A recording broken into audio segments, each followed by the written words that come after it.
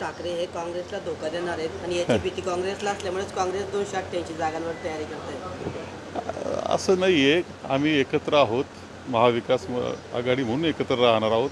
आम्ही कोणी कोणाला धोका देणार नाही, काही नाही.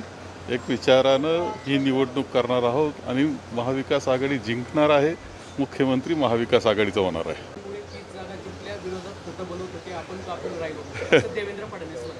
तेव्हा आता कारणाला काही अर्थ नाही. लोकांनी जनमानसच असं होतं की जे महाविकास आघाडीबरोबर होतं, इंडिया आघाडीबरोबर सुद्धा होतं, इंडिया अलायन्सबरोबर सुद्धा होतं आणि लोकसभेची निवडणूक होती.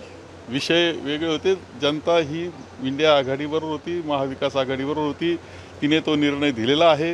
आता तुम्ही काही कारणं सांगितले तरी ते काय आता लोकांना पटणार नाही. आणि महाविकास आघाडी म्हणून जर आपण पाहिलं तर आत्ताची सध्या असलेली महायुती, बनलेलं सरकार आणि ज्या पद्धतीनं ते बनलं, ज्या पद्धतीनं कारभार ते करतं आहे, या बाबतीत तर पूर्ण नाराजी जनतेमध्ये आहे.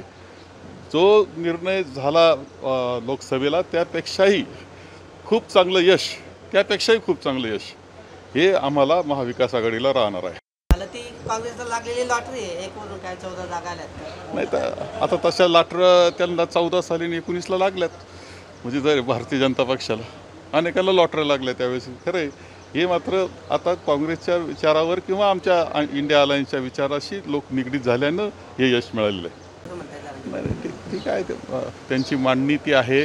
त्यापेक्षाही काम झालं पाहिजे या दृष्टीनं आमची इच्छा आहे आणि आमचं सहकार्य त्यामध्ये आहे. सरसकट कुणबीचे दाखले मिळावेत आणि सगळे सोयऱ्यांची नोंदणी अंमलबजावणी व्हावी.